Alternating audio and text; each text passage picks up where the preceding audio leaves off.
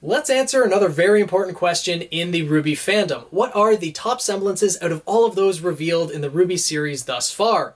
Similar rules apply to this poll as did with previous ones. Vote for your top 3 favorite semblances using the link in the description below. Only vote for your top 3, as voting for more than that will disqualify your votes. Similarly, if you refresh the page trying to vote multiple times, your votes will be considered null and void.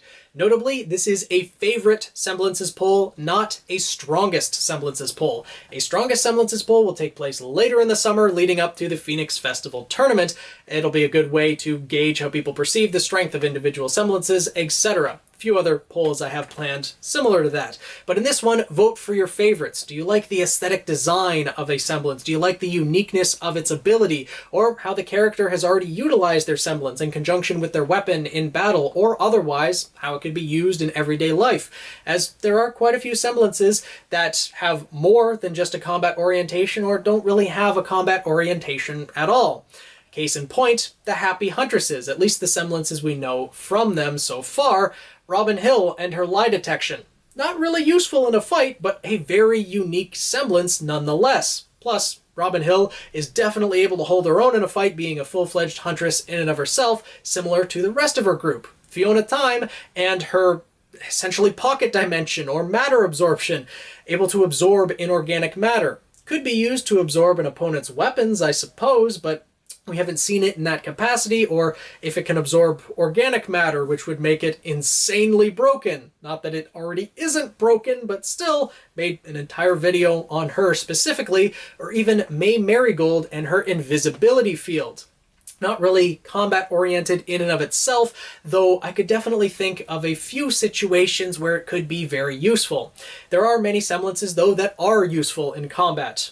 A lot of which coming from our main cast. Team RWBY, for example, with Ruby Rose and her Petal Burst, Yang and her semblance of Burn, Blake and her Shadow, Weiss and her Glyphs, which, as well, to note, Weiss and Winter are going to count as the same vote because they have the same semblance. Team Juniper, Jean and his Aura Amp, more of a support style semblance, but still extremely strong, being able to regenerate his own aura as well as the aura of others. Ren and his Tranquility, Nora and her High Voltage, Pyrrha and her Polarity, as well as Team Coffee, who had all of their semblances revealed in After the Fall. Coco Adele and her Hype, Fox Alistair and his Telepathy, Velvet Scarlatina and her photographic memory, and then Yatsuhashi with his semblance of memory wiping.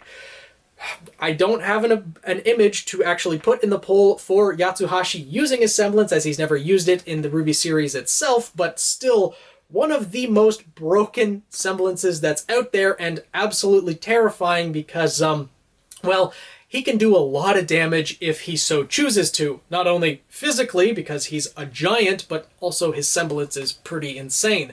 But there's also many others. For example, the Aesops that were introduced this volume as well. Clover Ebby and his Good Fortune, the opposite to Crow Bronwyn and his Misfortune. Then there's, of course, Vine with his Aura Vines, Elm with her Aura Roots, Harriet and her Super Speed, Marrow with his Command ability, able to issue commands similar to how a person would issue commands to a dog. For example, Stay. I'm really curious to see if he has other command abilities. Hopefully we'll see more of him in the next volume, assuming they don't just stay tied up and get eaten by the whale, but they're in kind of a precarious situation right now, but that's a different topic entirely. Hazel and his nullifying agent, Tyrion and his toxic aura, able to make his aura toxic to other people's. There's no official name for it, but I like thinking of it as toxic aura. Raven Bronwyn and her Kindred Link, Cinder Fall and her Scorching Caress, Neapolitan and her overactive imagination, Emerald and her hallucinations. There's so many semblances in the RWBY series.